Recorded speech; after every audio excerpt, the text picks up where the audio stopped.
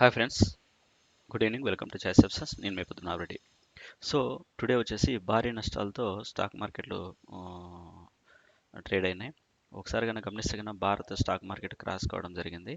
Nifty వచ్చేసి more than వచ్చేసి ఆ, ఈ రోజు 240 247 పాయింట్స్ నిఫ్టీ నష్టపోవడము, 964 పాయింట్స్ ఈరోజు సెన్సెక్స్ అనేది నష్టపోవడము జరగడం జరిగిందనమాట.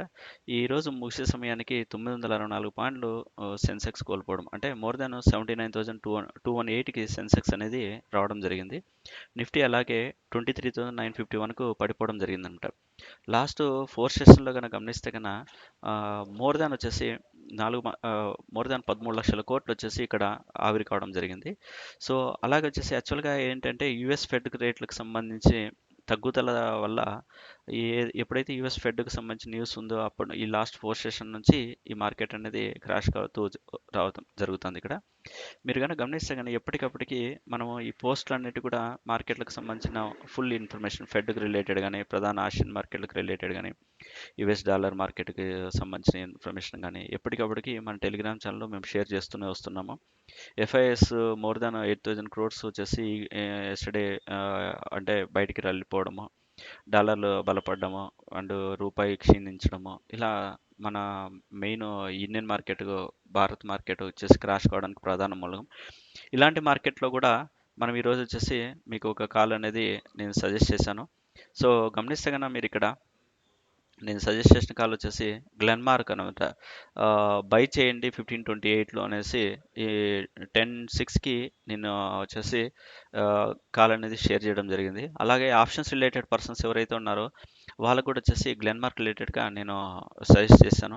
సో ఏదైతే సజెస్ట్ చేసిన కాల్ ఉందో ఈరోజు ఎండ్ ఆఫ్ ది డేకి వచ్చేసి మంచిగానే మొమెంటం రావడం జరిగింది. ఒకసారి గమనిస్తే కన్నా గ్లెన్మార్క్ ఫార్మా వచ్చేసి మోర్ దాన్ 10 పాయింట్స్ దాకా మూమెంట్ రావడం జరిగింది. అంటే 22లో నేను బై చేయండి అన్నాను, మోర్ దాన్ 35 దాకా రీచ్ అయింది. అప్రాక్సిమేట్లీ వచ్చేసి రూపాయికి 50 పైసా, రూపాయికి 50 పైసా దాకా ప్రాఫిట్ అనేది రావడం జరిగింది. అలాగే క్యాష్ రిలేటెడ్గా ఏదైతే నేను 1528లో బై చేయండి అన్నానో మోర్ దాన్ వచ్చేసి 20+ పాయింట్స్ దాకా క్యాష్లో కూడా మనకు మూమెంట్ అనేది ఇక్కడ రావడము కలిగించింది. సో ఏదైనా సరే ఈ మార్కెట్ అనేది క్రాష్ అయిన తర్వాత కూడా ఎలా ఐడెంటిఫై చేసాం ఉన్నది ఇక్కడ టాపిక్ మెయిన్. సో ఒకసారి కనుక గమనిస్తే కనుక గ్లెన్ఫార్మ్కి సంబంధించి, గ్లెన్మార్క్కి సంబంధించి నా వ్యూ అనమాట ఇది. సో చూడండి, లాస్ట్ 3 డేస్ నుంచి మార్కెట్ వచ్చేసి క్రాష్ అవుతూనే వచ్చింది. కానీ ఏదైతే ప్రీవియస్ యొక్క జోన్ ఏదైతే ఉందో ఈరోజు వచ్చేసి ఆ జోన్ వరకు వెళ్ళింది. అక్కడ ఈ ఫస్ట్ 5 మినిట్స్ క్యాండిల్ ఏదైతే బాగా అబ్జర్వ్ చేసినారో, ఈ ఈ 5 మినిట్స్ క్యాండిల్ ఏదైతే అబ్జర్వ్ చేసినారో ఇది సపోర్ట్గా తీసుకున్నది. సెకండ్ క్యాండిల్ కూడా అదే లెవెల్లో ఉంది. థర్డ్ క్యాండిల్ వచ్చేసి green form. At the same time వీక్లీకి సంబంధించిన పివోట్ పాయింట్ ఏదైతే ఉందో ఈ వీక్లీ పివోట్ పాయింట్ బ్రేక్ చేస్తూ మనకు క్యాండిల్ ఎప్పుడైతే డిస్ప్లే కావడం, అలాగే మ్యాక్ రిలేటెడ్గా కానీ ఇక్కడ వాల్యూమ్స్ కూడా పెరుగుతూ రావడం, సో ఇవన్నీ చూసినాక ఖచ్చితంగా మూమెంట్ అనేది అప్ సైడ్ ఉంది అనేసి నాకు అనిపించింది.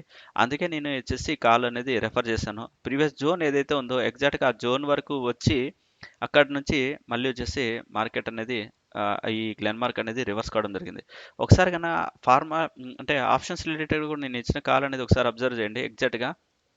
సో ఫస్ట్ క్యాండిల్ యొక్క హై ఏదైతే ఉందో, ఎప్పుడైతే హై అనేది బ్రేక్ చేసిందో, అంటే 5 మినిట్స్ క్యాండిల్లో ఈ హైని బ్రేక్ చేసిందో ఖచ్చితంగా మూమెంట్ అనేది అక్కడ నుంచి మూవ్ ఆన్ అయింది.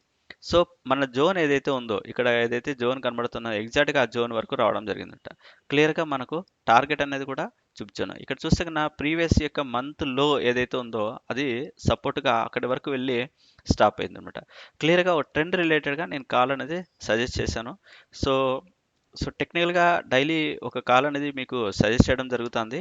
At the same time fundamental రిలేటెడ్గా కూడా ఎప్పటికప్పటికి మీకు న్యూస్ అనేది ఈ విధంగా షేర్ చేస్తూ వస్తున్నాను.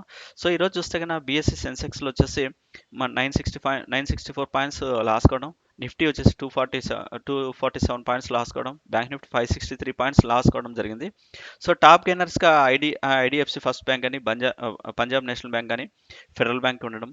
టాప్ లూజర్స్కి వచ్చేసి ఐసిఐసిఐ బ్యాంకు, అన్ని బ్యాంక్ సెక్టార్స్ మోస్ట్లీ ఇక్కడ రావడం జరిగిందనమాట.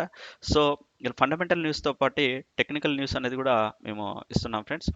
సో ఇక్కడ మేము ఇచ్చిన కాల్స్ సజెషన్స్ బాగున్నాయి, ఫండమెంటల్గా మేము ఇచ్చిన ఇన్ఫర్మేషన్ బాగుందని మీకు అనిపిస్తే కనుక టెలిగ్రామ్ ఛానల్లో సబ్స్క్రైబ్ చేసుకుంటే టెలిగ్రామ్ ఛానల్లో జాయిన్ అవ్వండి. ఛాయ్ సబ్స్ అనేది మన టెలిగ్రామ్ ఛానల్. లేదంటే 8092475446కి వాట్సాప్లో హాయ్ అని పిక్ చేసి ఆటోమేటిక్గా మన లింక్స్ అనేది రిఫ్లెక్ట్ అవుతాయి. ఆ లింకుల పైన క్లిక్ చేసి జాయిన్ కావండి.